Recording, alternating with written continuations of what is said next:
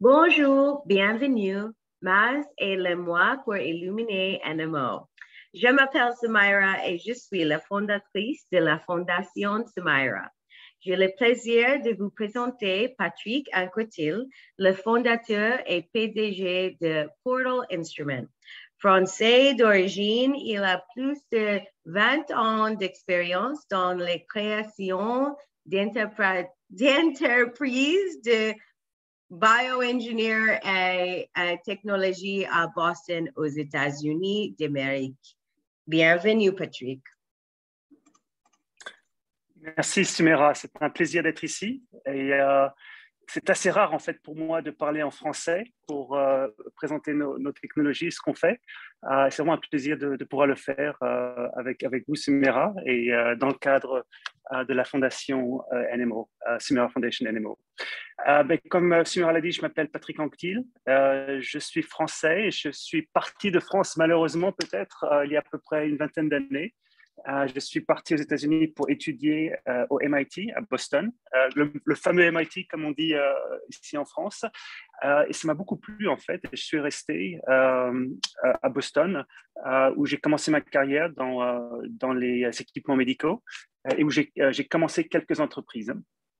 Sumera, en fait, m'a demandé si je pouvais parler un petit peu non seulement de ce qu'on fait à Portal Instruments, où on développe une nouvelle technologie d'avenir qui permet de faire des injections sans aiguille. Donc, quelque chose pour vous, étant patient avec cette maladie, je pense que vous apprécierez beaucoup cette technologie. Elle m'a aussi demandé de vous parler un petit peu comment les entreprises commencent. Donc voilà. Et comment on débute une entreprise, comment l'entrepreneuriat en fait fonctionne et tout ça. Donc j'ai préparé quelques slides. Ces slides sont en anglais malheureusement, mais je les traduirai en fait et, pour ceux peut-être d'entre vous dont les connaissances en anglais ne sont pas si grandes. Alors que je fasse ça.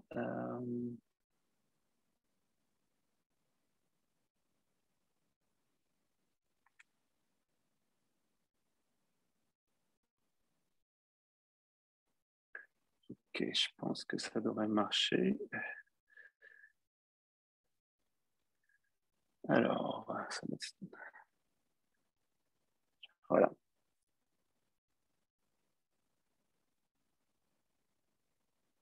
Est-ce que ça marche? Is it working? Yes, it's working. I can see it. Oh, it's not there anymore, but I did see it a second ago. Voilà, parfait. Voilà. D'un certain côté, il y a une très, très grande opportunité de moderniser les injections. C'est un peu insolite, en fait. On va bientôt envoyer des êtres humains sur Mars. Les êtres humains sont déjà allés sur la Lune et on utilise encore une aiguille et des seringes pour faire les injections. Donc, il y a un peu une discontinuité là, et c'est vraiment en tant qu'entrepreneur où on trouve qu'il y a beaucoup d'opportunités en fait d'augmenter et de rendre en fait cette expérience beaucoup plus meilleure en fait que ce qu'elle est maintenant. Et donc ça, c'est en fait le point de départ de la compagnie. Et je pense que pour beaucoup d'entre vous, malheureusement, c'est quelque chose, cette image à droite qui est assez émotionnelle, en fait, est une expérience que vous avez peut-être une fois par semaine, peut-être même beaucoup plus fréquemment. Et donc, c'est quelque chose, en fait, je pense, dont on ne parle d'abord pas assez, qui est complètement oublié. En fait, c'est vraiment le bien-être et la qualité de vie du patient et pas nécessairement ce qui est le plus important lorsque des médicaments sont développés. Et donc, c'est là, en tant qu'entrepreneur, que je pense qu'il y a beaucoup d'expériences, beaucoup de possibilités d'améliorer, en fait, cette expérience.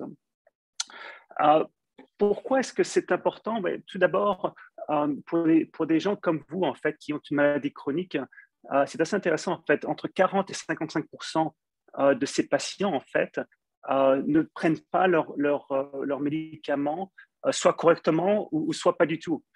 Et c'est intéressant, en fait, depuis les 20 dernières années, ces chiffres, en fait, n'ont pas bougé.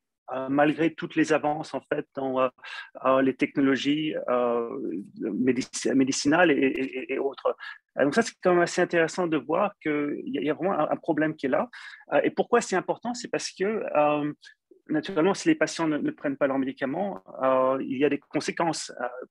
Naturellement, pour certains, malheureusement aussi des conséquences assez graves, comme la mort. Il y a aussi beaucoup de coûts en fait qui sont associés avec ça. Ce qui est intéressant aussi, ce qui est complètement oublié et mis à côté, c'est que les aiguilles, en fait, vraiment provoquent une réaction émotionnelle chez tout être humain, en fait. Et entre 20 et 50% d'adolescents, par exemple, sont vraiment effrayés par les aiguilles.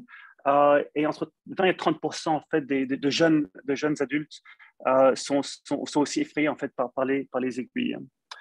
Dans le cadre en fait d'autres injections, par exemple dans le cadre des vaccinations pour le coronavirus, on a fait une étude de marché il y a quelques mois où en fait on s'est posé la question dans ce pourcentage en fait de population qui refuse le vaccin pour le coronavirus, quelle est la proportion en fait qui le fait parce que ils ont peut-être peur des aiguilles en fait. Et ça nous a beaucoup surpris. Alors tout d'abord, on a fait donc ça a été fait aux États-Unis. On a fait cette étude de marché par questionnaire. Donc on avait à peu près 400 personnes qui ont répondu, dont à peu près 28% n'étaient pas vaccinés pour le coronavirus. Ça a été fait cette étude en septembre, en fait, septembre dernier. Donc 28% non vaccinés. Si on leur demande est-ce que pour ces personnes qui ne sont pas vaccinées, donc ce pourcentage de 28%, si on leur demande quelle est la raison, et est-ce que s'il y avait une option en fait sans aiguille, est-ce que ce serait quelque chose qui vous intéresserait?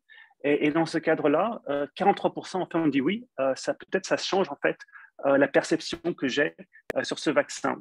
On a aussi demandé, parce que c'est bon, ça c'est les États-Unis, il faut aussi quantifier la valeur marchande. Est-ce qu'il y a aussi une intention de vouloir payer peut-être un peu plus pour recevoir ce vaccin sans aiguille?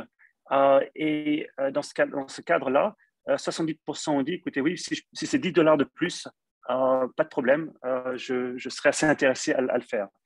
Donc quand même, vraiment, ça montre vraiment ce problème qui est là, dont on ne parle pas assez, que vraiment les patients ont un problème en fait avec les seringes, avec les aiguilles.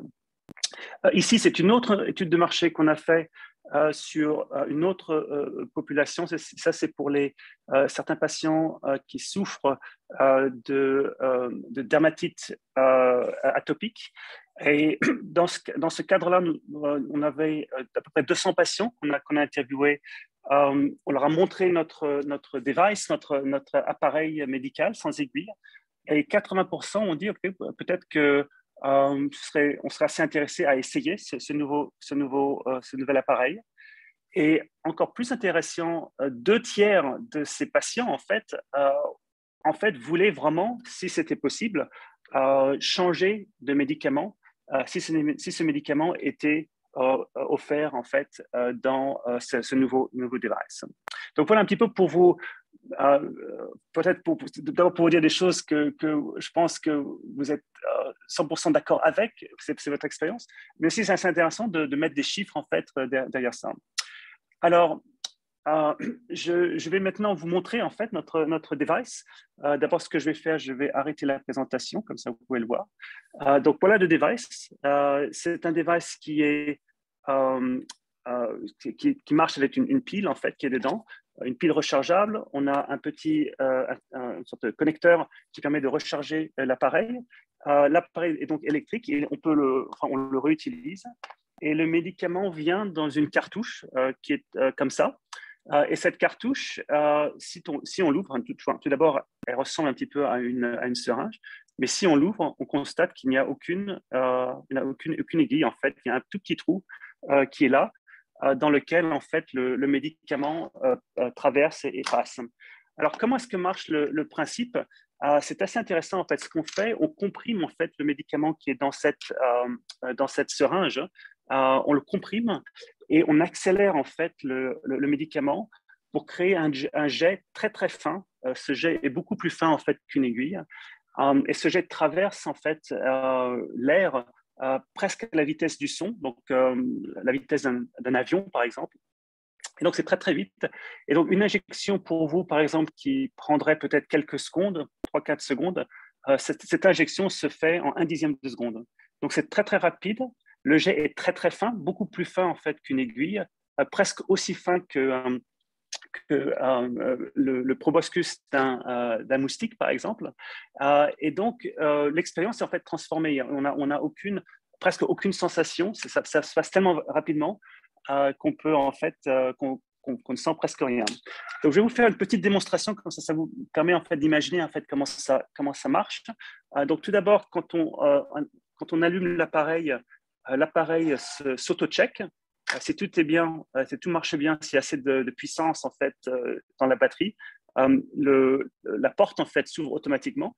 Ici, nous avons la cartouche. On ouvre la cartouche comme ça. Encore une fois, il n'y a aucune aiguille. La cartouche s'insère très très facilement en fait dans cette porte.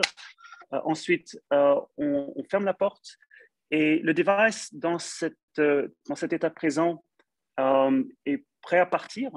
Mais il est encore, il est locked, il n'est pas en fait, si on appuie le bouton d'injection, rien ne se passe en fait. Et donc ça, c'est parce qu'on a une sécurité. C'est seulement si on est en contact avec la peau que le bouton d'injection qui est ici s'allume et on peut déclencher une injection. Pour cet appareil, en fait, c'est l'appareil de démonstration. Donc, il est une version de la software qui est spéciale, en fait, pour les démonstrations, qui permet, en fait, de bypasser les sécurités. Et donc, si j'appuie une fois sur ce bouton, ça permet, en fait, de simuler que si j'avais le contact avec la peau. Et si vous êtes prêts, 2, 3, 1, voilà l'injection, en fait. Donc, ça serait une injection qui correspond à peu près à 2-3 vaccins en termes de volume, sont 1 millilitre à peu près. Une fois que l'injection est faite et que tout marche bien, vous avez ce petit check qui dit tout est bien. La cartouche est automatiquement expulsée, elle est vide. Et ensuite, on ferme la porte et voilà, l'injection est finie. Donc, si on fait ça en fait dans un contexte chronique, c'est une expérience qui ne prend pas plus que 20 secondes à faire. On prend le médicament, on allume le device, on met la cartouche dans le device, on fait l'injection. Cette cartouche peut être disposée en fait dans une poubelle générale. Il n'y a aucun besoin de conteneur spécial pour aiguille. Ça peut être, on met ça dans la poubelle régulière. Et donc, toute l'expérience, en fait, prendrait à peu près une vingtaine de secondes. Et ensuite, vous pouvez continuer, en fait, à faire ce que vous avez à faire. Voilà. Donc, je remets mes slides. Donc, voilà. Donc, en résumé, on a le device qui est reusable. On a la cartouche qui est utilisée qu'une seule fois. Il y a aussi une connexion avec ce qu'on appelle le cloud, où on a une application qui permet en fait de manager non seulement les injections, non seulement le device, mais aussi en fait toute la thérapie et avec une connexion naturellement avec le médecin et l'équipe de soins. Quelques photos pour vous montrer un petit peu l'échelle de grandeur. Vous voyez ici devant, la cartouche est insérée, mais il n'y a aucune aiguille. Donc, c'est vraiment une surface plate qui touche la peau. Et voilà aussi d'un ordre de grandeur une fois que l'injecteur est mis en fait sur le corps humain. Comme je disais précédemment, l'injecteur se connecte automatiquement, naturellement, avec le consentement du patient, naturellement, se connecte automatiquement sur le cloud et permet naturellement d'avoir toute l'équipe de soins, non seulement les médecins, mais aussi les pharmacies, les compagnies pharmaceutiques avec des données naturellement anonymisées, l'assurance. pour être sûr en fait que le patient est suivi et que si quelque chose ne marche pas ou si le patient a des difficultés avec la thérapie, qu'on puisse intervenir et aider le patient à progresser.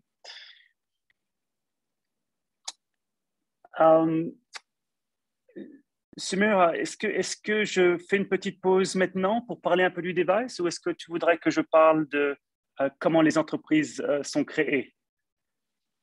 How about both? Est-ce qu'il y a quelques questions peut-être dans l'audience? Oui, oui. Hold on, I'm going to put it in the chat.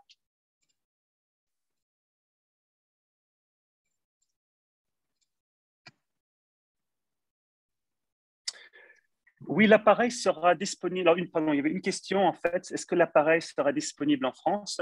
Oui, l'appareil sera disponible en France. Il sera disponible avec un partenariat, avec un ou des partenariats avec les compagnies pharmaceutiques qui ont en fait les médicaments pour traiter naturellement les différentes maladies, dont l'NMO naturellement.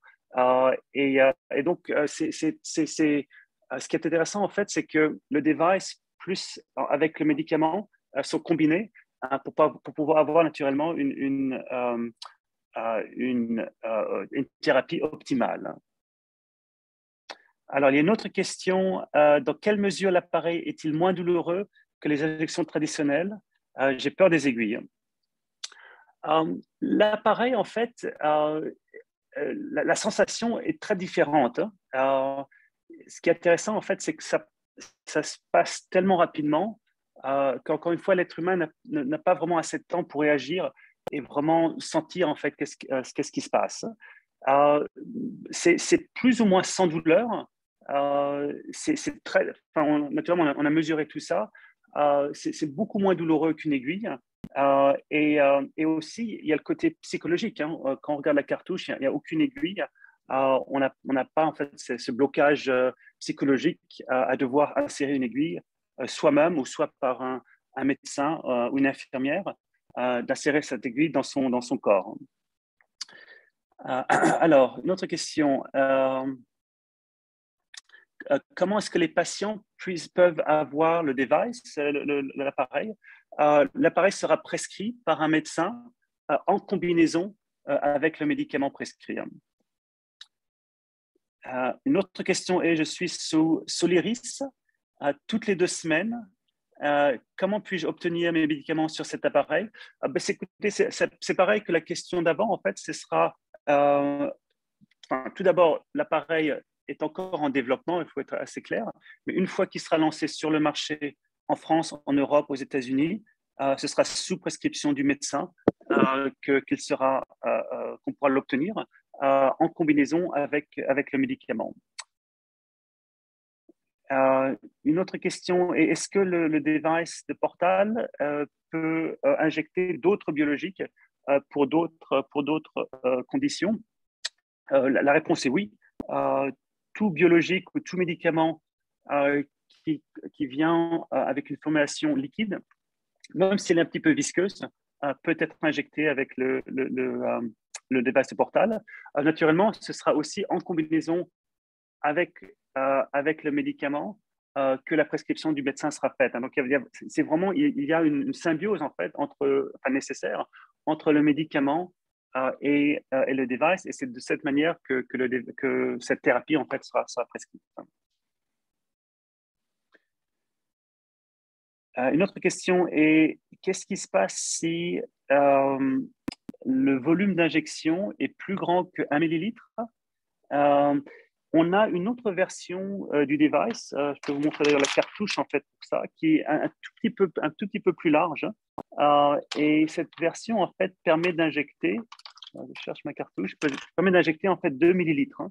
Et je vais vous montrer les 2 cartouches. Donc ça, c'est la cartouche de 1 millilitre et ça, c'est la cartouche de 2 millilitres. Elles sont presque pareilles, un tout petit peu plus larges. Et donc, c'est les 2 versions du device, soit 1 millilitre, soit 2 millilitres. Ce sont les volumes en fait qu'on peut injecter. L'appareil génère-t-il un rapport pour mon médecin? Oui, naturellement sous le consentement du patient, l'appareil peut automatiquement soit créer un rapport qui est, qui est mis en fait dans le cloud et ensuite que le médecin download au moment de la consultation, ou il peut être automatiquement envoyé au médecin si c'est quelque chose qui est, en fait, qui est désiré. Puis-je voyager avec l'appareil? Oui, l'appareil en fait a assez de charge dans sa pile, pour pouvoir faire à peu près 2-3 injections sur une étalage de quelques mois, enfin 4 injections sur 2 mois. Donc, aucun problème de voyager. Et naturellement, on peut aussi emmener le chargeur et faire beaucoup plus d'injections. Quel type de support technique est disponible si mon appareil ne fonctionne pas?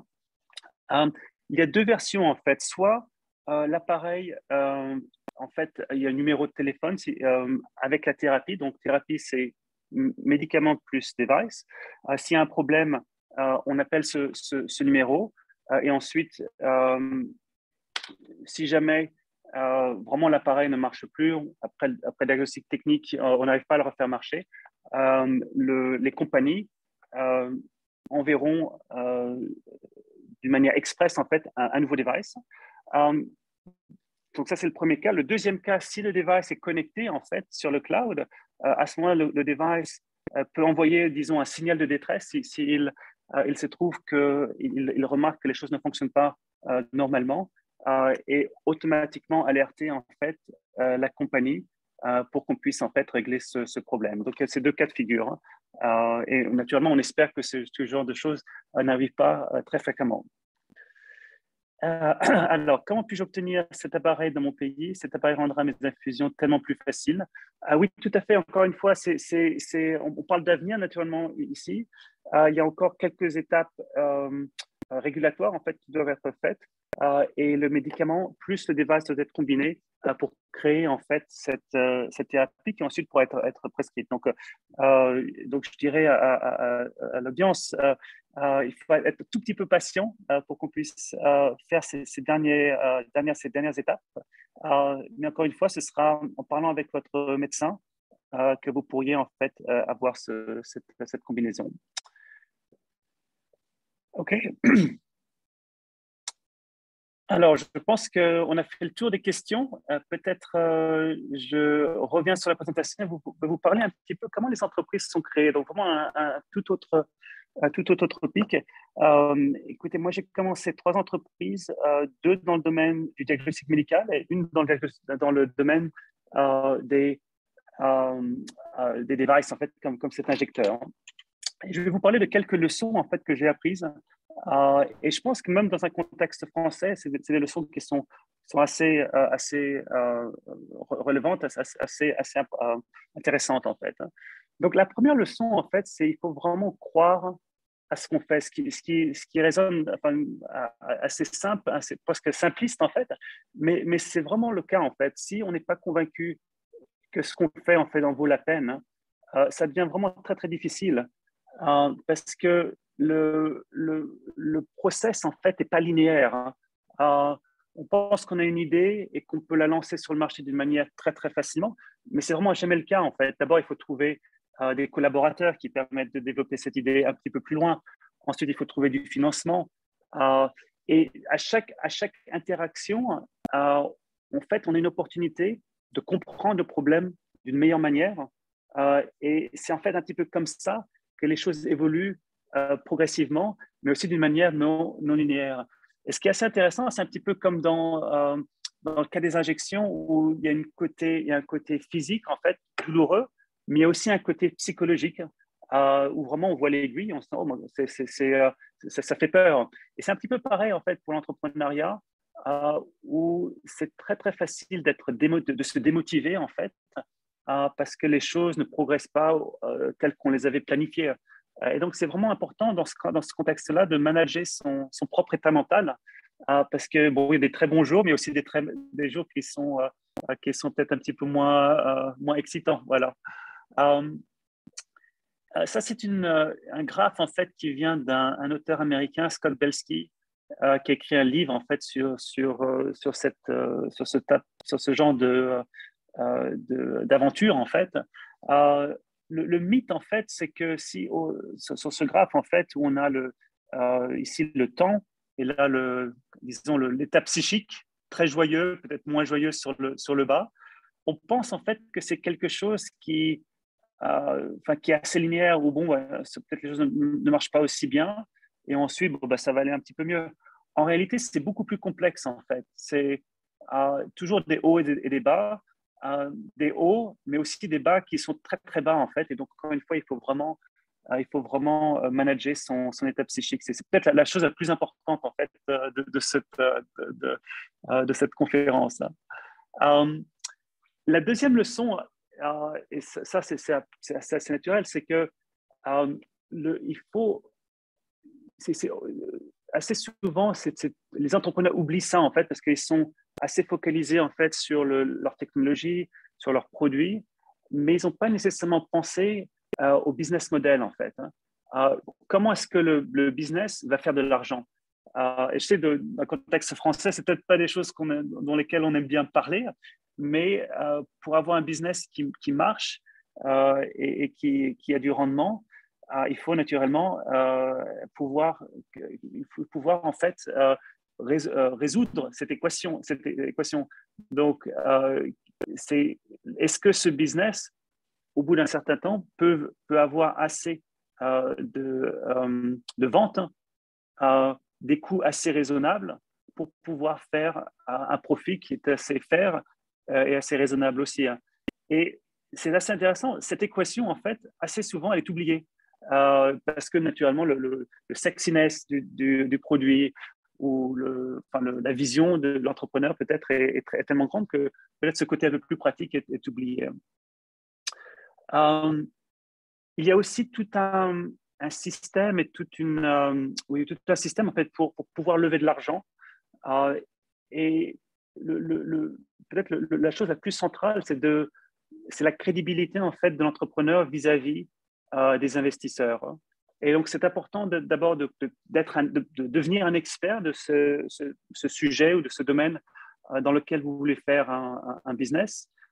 Ensuite, de construire une équipe d'advisors, de personnes en fait, qui peuvent vous conduire et vous aider. Ensuite, naturellement, sans équipe, c'est difficile de construire quelque chose. Donc, c'est quelque chose en fait qu'on peut jamais faire tout seul. C'est important de voir que sans équipe, c'est assez difficile. Et ensuite, il y a tout un processus pour être introduit aux investisseurs. Il faut aussi être sûr qu'on ne se marie pas avec des mauvais investisseurs naturellement. Donc, il y a tout un aspect de diligence en fait doit être fait aussi. Et c'est important de trouver en fait de l'argent pour pouvoir en fait construire et débuter en fait ces aventures.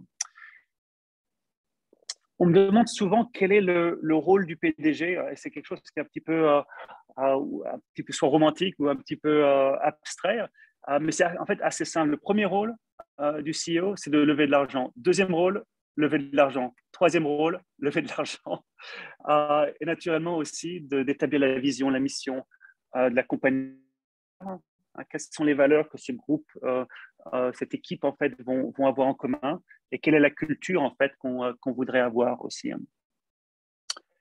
Et ensuite, naturellement, le cinquième rôle, c'est de recruter en fait l'équipe. Hein. Ça, c'est peut-être la chose la plus importante. Une fois que la stratégie a été faite, on recrute l'équipe, pardon, et naturellement, ensuite une fois que tout est établi, le rôle du PDG, c'est d'enlever en fait les obstacles, être sûr que l'équipe en fait peut progresser. Troisième leçon, lever de l'argent est très difficile. Je pense que c'est plus difficile même en France, en Europe. Et c'est là vraiment où il faut être sans fatigue et en fait y aller à fond, hein, comme on dirait ici. Mais il y a quand même une méthode aussi pour faire ça. Ce que les investisseurs vraiment regardent, c'est quatre critères. En fait. Tout d'abord, quelle est l'équipe fondatrice? Est-ce que cette équipe a des compétences qui sont complémentaires? Deuxième point, est-ce que le marché en vaut la peine? Est-ce que c'est un marché énorme où vraiment l'entreprise aura une chance en fait de pouvoir s'établir? Troisième point, est-ce que la proposition de valeur est aussi là? Est-ce que c'est quelque chose qui vraiment résout un problème et que quelqu'un serait intéressé en fait à vouloir payer en fait pour cette solution pour régler ce problème qui a été identifié? Et le quatrième point, c'est d'avoir ce qu'on appelle en anglais une proprietary edge. C'est en fait quelque chose de spécial qui permet en fait de défendre sa position. Donc, ça peut être, par exemple, la propriété intellectuelle, IP, propriété intellectuelle. Ça peut être des licences. Ça peut être aussi des canaux de distribution qui sont assez spéciaux. Enfin, il peut y avoir quelque chose de propriétaire qui permet en fait de défendre sa position. Quatrième leçon, construire une entreprise qui est assez intéressante et peut-être la partie la plus excitante pour l'entrepreneur, pour le PDG. Créer une entreprise, c'est une opportunité de créer une nouvelle équipe. Et c'est un petit peu comme créer une nouvelle équipe de football, par exemple. Hein. On a vraiment une opportunité de partir, de débuter avec une page blanche. Il n'y a aucune histoire, il n'y a aucun baggage, hein, on peut vraiment construire à zéro et se poser la question, quelle est l'équipe idéale? Quelque chose qui est plus difficile à faire dans le cadre d'une entreprise avec toute une histoire et tout ça. Et c'est un petit peu comme au cinéma, il faut être sûr que les bonnes personnes sont dans les bons rôles, en fait, et vice-versa.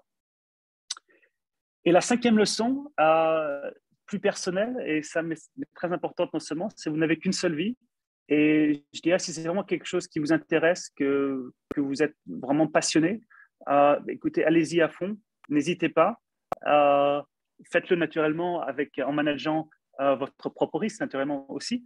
Mais n'attendez pas, en fait, des conditions idéales ou quelque chose comme ça. On peut commencer, en fait, ce genre d'entreprise d'une manière asynchronique, où on peut toujours avoir son job principal. Et peut-être pendant les nuits, les week-ends, on travaille petit à petit à peaufiner, en fait, le business plan, à peaufiner la proposition de valeur et vraiment à faire à petits pas, à faire progresser cette idée peut-être que vous avez.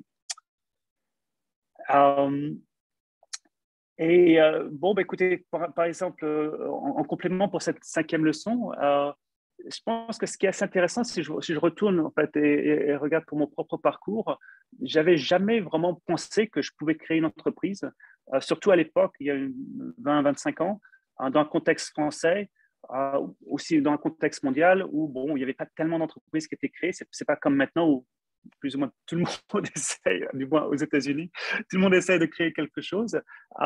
Et donc, je ne pensais pas que c'était quelque chose que j'avais en moi. Et j'ai toujours pensé que c'est pour d'autres, en fait, et certainement d'autres dans un autre pays qui font ça. Mais si je regarde mon parcours, en fait, et je le retrace en arrière, c'est assez clair que chaque étape que j'ai eue m'a permis, en fait, d'être dans une position où, lorsque l'inventeur, en fait, de ce device est venu vers moi et m'a demandé si je pouvais l'aider à commencer une entreprise, j'avais toutes les qualités et toute l'expérience, en fait, pour pouvoir débuter ce business. Je vous donne mon adresse email ici. N'hésitez pas à me contacter et si vous avez des questions. Et maintenant, peut-être, je prends quelques questions.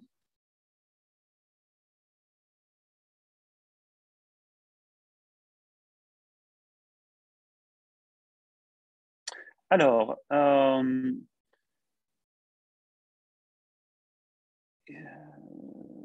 OK. Alors, pouvez-vous nous montrer l'emballage? Oui, il faut juste que j'aille le chercher, en fait. Donc, 2 secondes.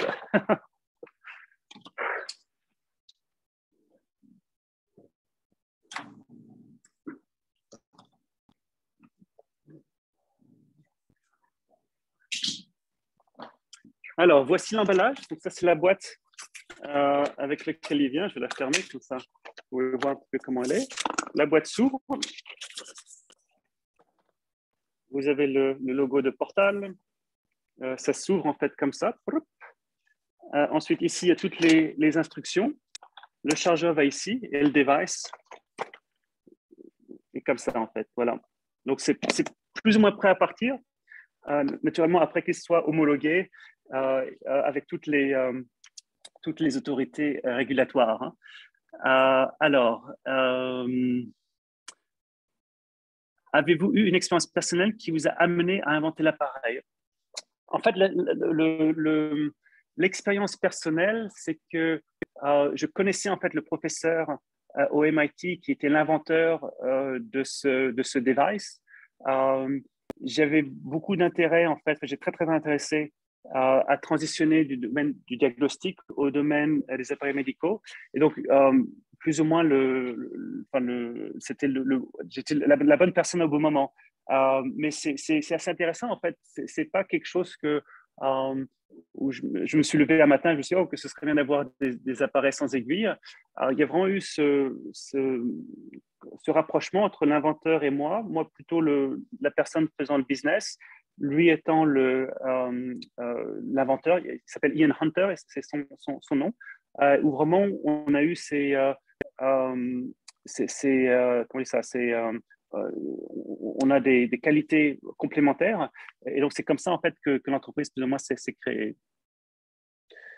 Alors, autre question. Qu'est-ce qui vous fait croire en Portal, non seulement d'une manière technologique, mais aussi d'une manière de business, hein? Pour moi, ce qui est assez intéressant, c'est que l'opportunité est vraiment immense, en fait. Et on parle avec beaucoup de patients, on parle aussi avec beaucoup de médecins. Les médecins détestent les aiguilles. C'est quelque chose que, je ne sais pas, c'est quelque chose qui est connu, mais c'est assez incroyable. Les médecins détestent les aiguilles parce que pour eux, c'est vraiment un problème de sécurité sur le lieu de travail. Et donc, je pense que l'opportunité est immense. C'est aussi une opportunité, comme on dit aux États-Unis, de to do good, de faire des choses bien, de rendre service, hein, et vraiment de faire progresser l'humanité. Donc ça, c'est la grande vision. Et naturellement, on commence à petits pas, notamment dans des domaines cliniques comme le NMO, où vraiment il y a un besoin, parce que c'est une maladie chronique, d'augmenter, enfin d'améliorer, pardon, l'expérience du patient. Donc d'une manière business, je pense que le marché est énorme, et donc ça, c'est très clair pour moi que au bout d'un certain temps, une fois que ce device sera plus ou moins le standard, il n'y a vraiment aucune raison d'utiliser une aiguille, d'utiliser une aiguille à nouveau, en fait. Ce serait vraiment un peu insolite de faire ça. Donc voilà, c'est ça qui me fait croire, en fait, dans le business. Alors,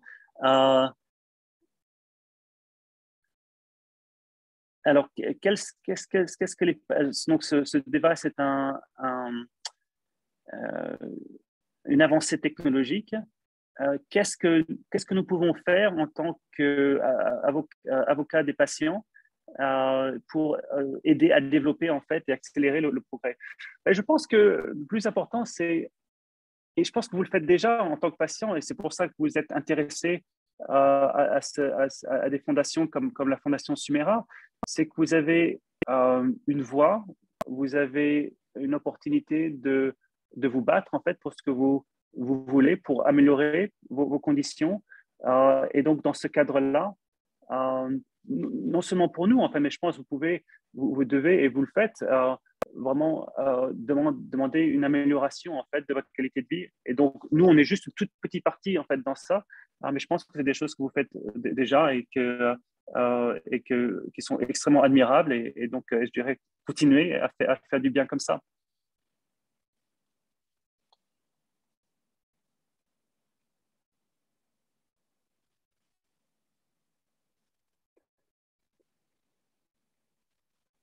Ah, il y a d'autres questions.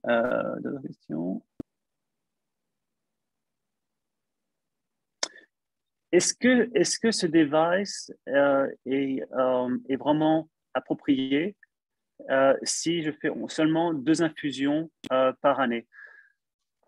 Dans ce cadre-là, ça dépend en fait vraiment du médicament. Peut-être le médicament, il y a une raison pour laquelle ce médicament est injecté 2 fois par an. Et peut-être qu'il y a un médicament équivalent qui est injecté peut-être un peu plus fréquemment et needle-free. Donc ça dépend un petit peu du cas par cas. Mais je pense que ma vision, en fait, c'est que pour des thérapies équivalentes, que le patient ait le choix, soit de faire une infusion, soit de faire une injection avec aiguille, soit de faire une injection sans aiguille. Donc, je pense que ça, c'est vraiment aux patients de pouvoir décider qu'est-ce qui rentre le plus dans leur cadre de vie, qu'est-ce qui leur permet en fait de vivre la vie qu'ils veulent. Et donc, le choix est vraiment aux patients. C'est ça qui est important. Est-ce que vous pensez que les cliniques à vaccins peuvent bénéficier de ce débat? Absolument. Je pense, comme on vous l'a montré un petit peu plus en amont, des données en fait qu'on a, il y a une opportunité immense en fait de changer la perception des injections, notamment dans le cadre de vaccins. Alors, si ces injections sont faites sans aiguille, et c'est là en fait, je pense que encore une fois, c'est quelque chose dans lequel on ne parle pas assez, mais tous les refus des so-called anti-vaxxers, ou tous les refus de vaccins, pas tous sont pour des raisons soit politiques ou soit de ce sentiment anti-vax. Il y a aussi le côté où il y a une peur assez claire des aiguilles.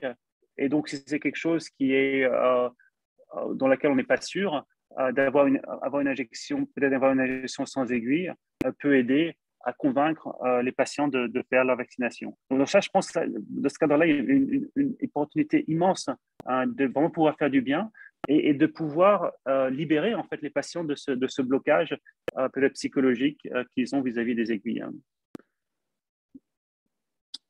OK. Alors, quand on utilise ce device la première fois, est-ce qu'un infirmier ou une infirmière fait une démonstration?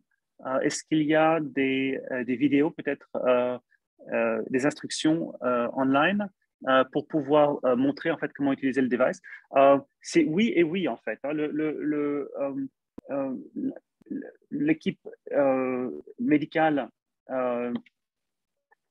telle qu'elle le fait maintenant montrera aux patients comment utiliser le device. L'équipe médicale, naturellement, sera toujours à l'écoute pour aider le patient à faire en fait ce process. Et naturellement, il y a aussi des vidéos, des instructions. Je ne sais pas si je l'ai ici, je l'ai pas, mais il y a aussi un petit manuel en fait qui explique step by step comment faire l'injection. Donc oui, vraiment, la prise en charge du patient est très, très importante et sera naturellement sera faite dans toutes les langues nécessaires. Alors, autre question. Quelle est votre expérience de manager une startup de medical device en tant que Français à Boston? Écoutez, tout va bien. C'est un environnement qui est très accueillant. Ça fait plus que 20 ans que je suis là. Il y a aussi une très grande communauté française, notamment il y a même une librairie française, en fait, une bibliothèque française. Et ce qui est intéressant avec Boston, c'est que c'est pas comme San Francisco, la Californie, c'est très très près de la France, en fait. Il y a 3 vols directs par jour. Donc vraiment, si on a le mal du pays, vraiment, si c'était le cas, on peut toujours avoir un moyen de rentrer. Donc c'est aussi une ville qui est très européenne, qui donne presque l'illusion d'être en Europe, une ville dans laquelle on peut marcher énormément. Donc l'équipement,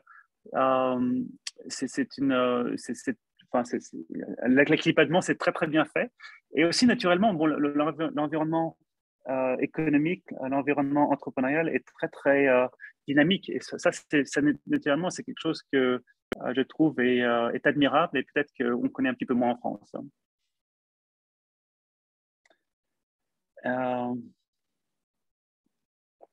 est-ce qu'on fait des présentations dans les hôpitaux et les cliniques? Je pense que mon médecin doit être au courant de ça. Absolument, absolument. En temps nécessaire, on fera ces démonstrations cliniques et tout ça. Et naturellement, c'est quelque chose qui sera fait. On a une autre question. En tant que Français, comment est-ce que vous faites avec la nourriture américaine? Est-ce que la nourriture française et le bon vin français vous manquent? Naturellement, on fait ce qu'on peut, mais bon, voilà, on peut pas tout faire, voilà.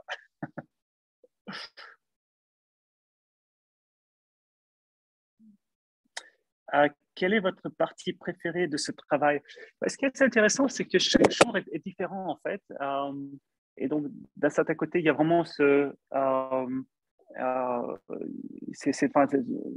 très excitant. En fait. On est toujours dans un environnement très, très dynamique. Le plus intéressant, la partie la plus enrichissante de ce travail, c'est d'avoir une opportunité en fait de créer quelque chose qui peut vraiment bénéficier d'autres êtres humains, d'autres patients. L'opportunité de créer une équipe est extraordinaire, de voir cette équipe grandir est vraiment fantastique. Et donc, c'est un travail qui est effectivement il y a aussi beaucoup d'angoisse et beaucoup de stress, mais net, c'est quand même très, très enrichissant et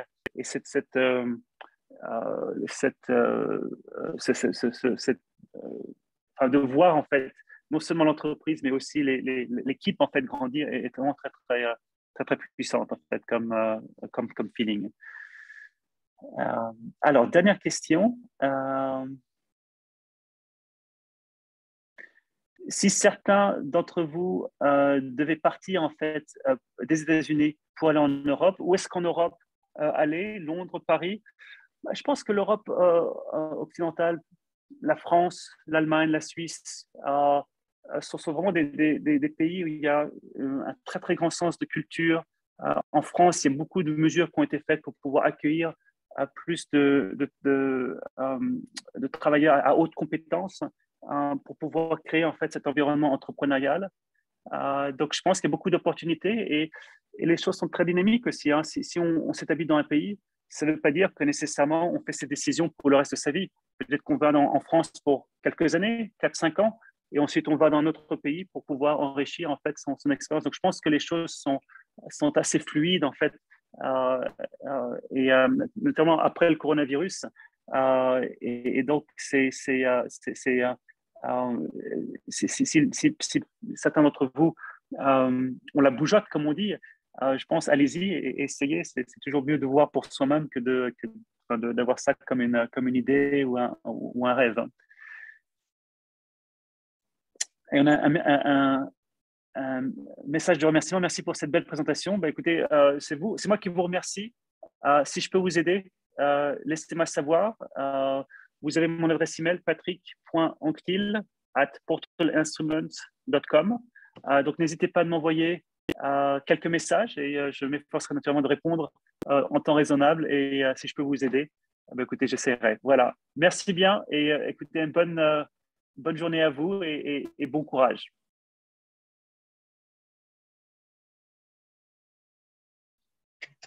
Very good. Okay, we can hop off. Very good. Excellent.